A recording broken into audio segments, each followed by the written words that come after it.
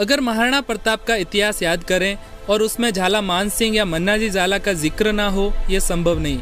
खानवा के युद्ध में बाबर को लोहे के चने चबाने वाले राणा सांगा के एक सेनापति थे अजाजी। वे बड़ी सादड़ी के थे। वे 17 मार्च 1527 को इसी रणभूमि में सांगा को बचाते हुए बलिदान हुए।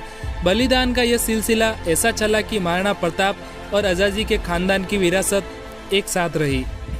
बहादुर शाह गुजराती ने 1535 में चित्तौड़ पर हमला किया तो अजाजी के बेटे सिंहाजी ने 1535 में प्राण न्यौछावर किए। यह महज संयोग ही नहीं था, यह अजाजी के परिवार और संस्कारों का एक ऐसा जीवित स्मारक था जिसने आगे भी अपने बलिदानी कर्म से मेवाड़ को धरा को महकाने में कभी कमी नहीं रखी। अकबर की सेना 1568 में आक्रमण किया तो अजाजी के पोते सुल्तान सिंह ने जमकर लड़े और शहीद हुए।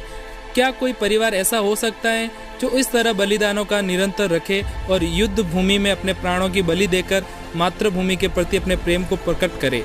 जैसे जैसे महाराणा परिवार नेतृत्व बदलता गया, इस परिवार के बलिदानी भी तैयार होते रहे। महाराणा प्रताप हल्दीघाटी के युद्ध में उतरे तो झाला मान सिंह एक ऐसे सूरवीर सेनापति थे जो कहते हैं कि विश्व में झाला को छोड़ ऐसा कोई राजवंश नहीं जिसने अपने नरेश की रक्षा के लिए ढाल की तरह योगदान किया हो। झाला मान का एक नाम बिंदाजी भी था।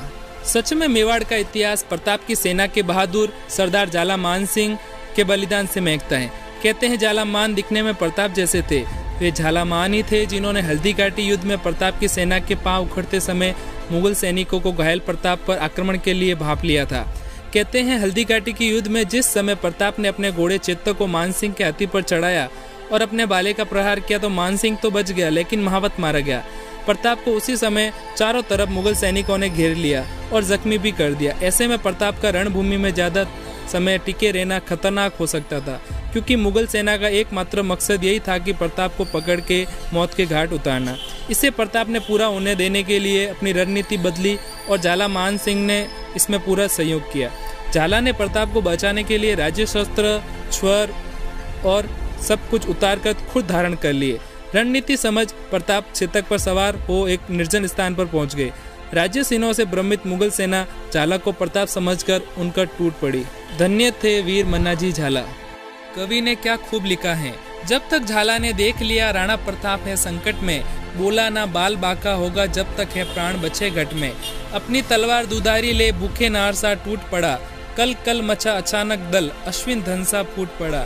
रख लिया सत्र अपने सर पर राणा प्रताप मस्तक से ले स्वर्ण पताका जूंझ पड़ा, रण भीम कला अंतक से ले।